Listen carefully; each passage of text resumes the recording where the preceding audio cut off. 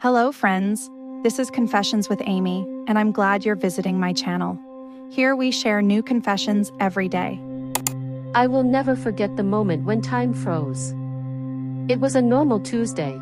I was making chicken soup, listening to the finance podcast, just like I always did. It's almost 8 p.m., and Tom still hasn't written. He was in Florida, on a trip with the guys, the annual men's week on the coast. I wasn't worried. In 22 years, I've learned to let go without anxiety. I haven't received a message yet. It popped up on the phone screen suddenly, without even a preliminary hello. Linda. I'm not coming back. Everything has changed. I met a younger woman. I'm happy.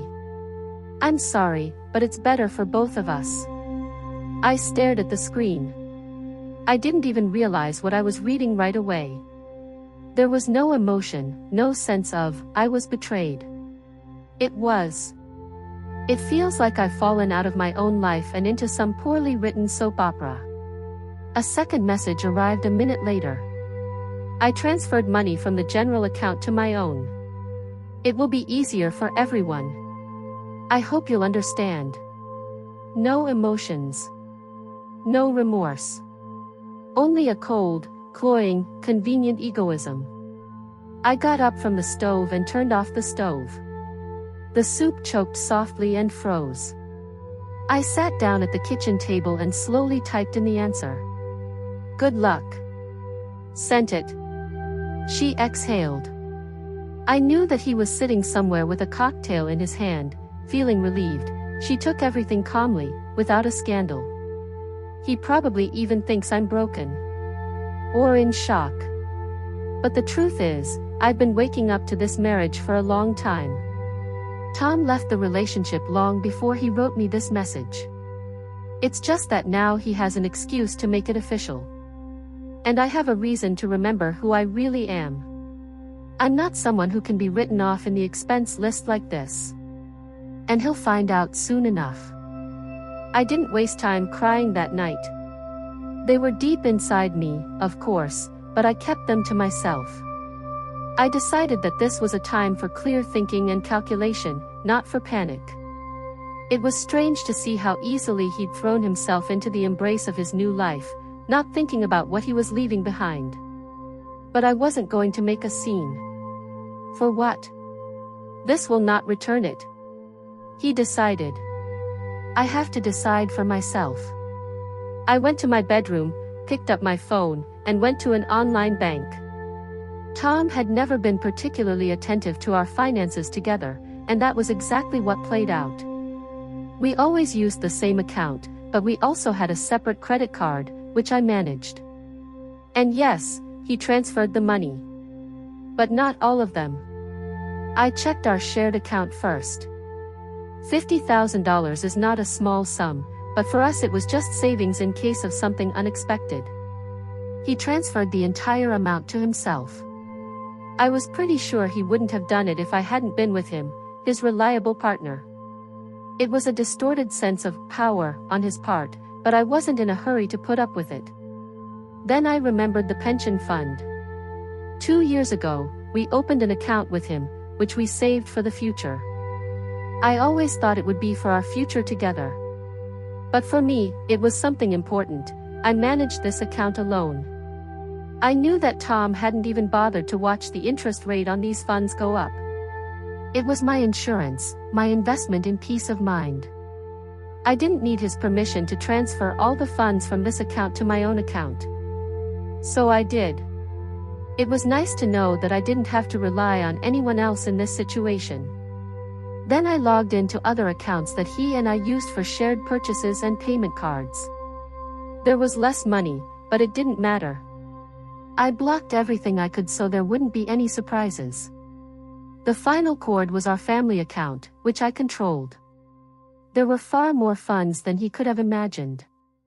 I transferred it to the name of my daughter, who had just graduated from college and was starting her career.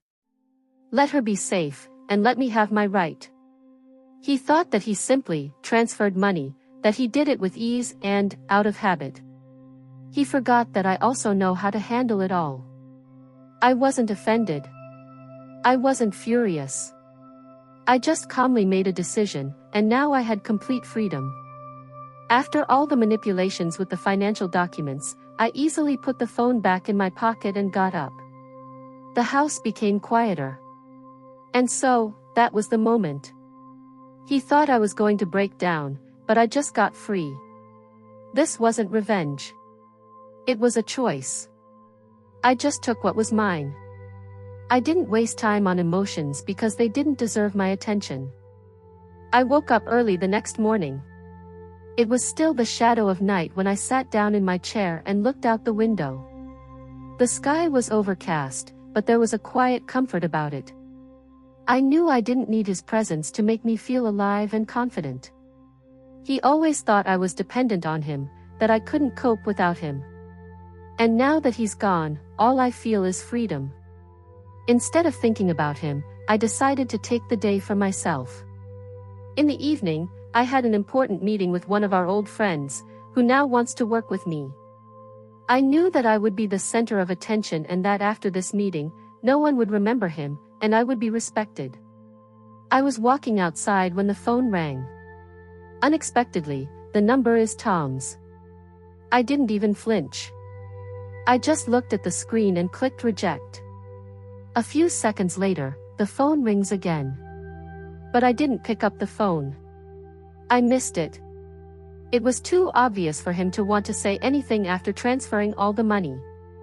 It was the last call, and I wasn't going to answer it. A few minutes later, he texted me. I wasn't in a hurry to read it. I put down my coffee in silence and went to the balcony. Then everything went as if on a roll. It all happened so fast. He wrote, "What did you do? Why did the money disappear? You couldn't have done it without my consent. I've always been honest with you. Why did you do that?" I read this message. But there was no emotion. He had always behaved like this. He had never realized his guilt. Everything has always been my world, my truth.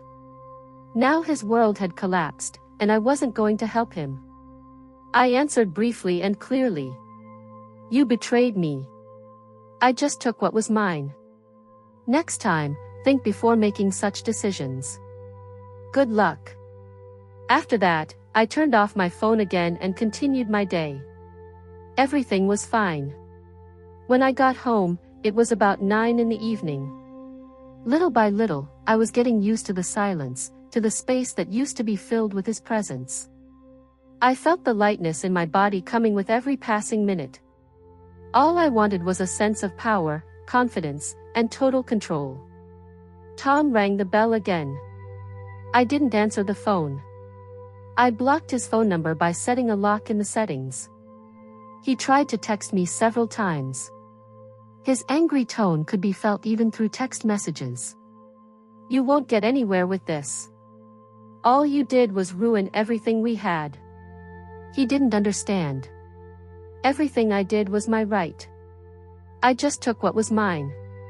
And now I didn't have to prove anything to him. I know he's sure it's temporary. He thinks I'll break down. And when he returns, he will be able to restore our family again. He doesn't understand that I am no longer a part of the game in which he was the main figure. And then the moment came when he realized that without me, everything was falling apart. The next morning, as I expected, he checked his bank account. Opened the app. In search of their own funds. But what did he see? The balance is $0. He may have thought that he would be able to return the funds at any time. He was sure I wouldn't go to such extremes. He didn't even know that everything had already been calculated. He didn't know I had a backup plan. Everything he had once called ours was now mine. And money, and a home, and peace of mind. He tried to find my accounts, tried to log into the investment systems. But all passwords were changed, all accesses were blocked. There was nothing he could do. The letter he sent me was immediately archived.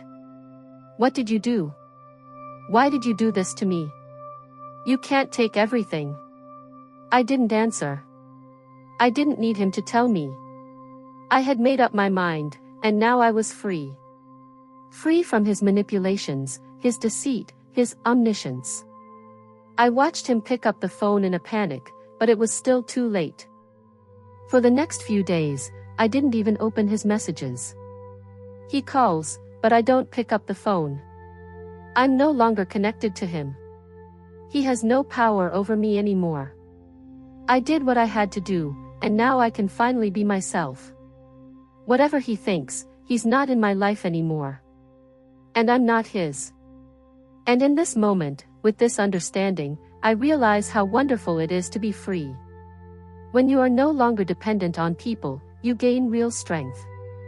My life is just beginning. A few days have passed. I kept going on with my life. Early morning walks, a cup of coffee on the balcony, working with a new client, I felt like I was back inside myself. I wasn't confused, I wasn't broken. This wasn't the end. It was a fresh start. Tom kept calling and texting. Each message from him sounded more desperate. You took all the money. You can't do this. We built this together. But every time I saw his messages, I left them unanswered. I couldn't take his requests seriously anymore. He was part of my old life. Part of a life where he made decisions for both of us, where he thought he was allowed to do anything. This was his delusion. Now I could go on without any trouble. His world was collapsing, and mine was just beginning. One of the highlights was that I didn't have to worry about his emotional state anymore. He was so caught up in his new attitude and new life that he didn't notice that he had lost control of what really mattered, reality. No matter how hard he tried, he couldn't solve the money issue. He wrote to me asking me to open access to him or return at least some of the funds. But I knew he wouldn't get anything back. Even if I wanted to return the money, I couldn't. Everything I've done is legal and fair. And I was on the side of the truth. Tom would call me and ask when we could talk, but in fact, I'd stopped listening to him a long time ago. He betrayed me, and now I'm back to my life. My answer was still the same. You made your choice. I made mine. I finally felt the last vestiges of affection disappear inside me. The connection to it is broken.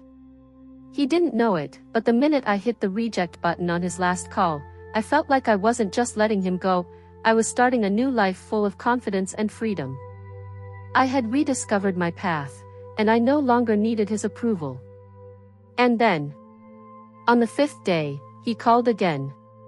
I was about to go to a meeting with my new partner, and of course I didn't pick up the phone. He couldn't understand that he had lost everything. But when he looked at the balance sheet and realized again that nothing was coming back, he might have been scared. It was already too late. His panic didn't affect me. I relived the moment when, being close to him, I was locked in a golden cage. But now I was free. And that was much more important.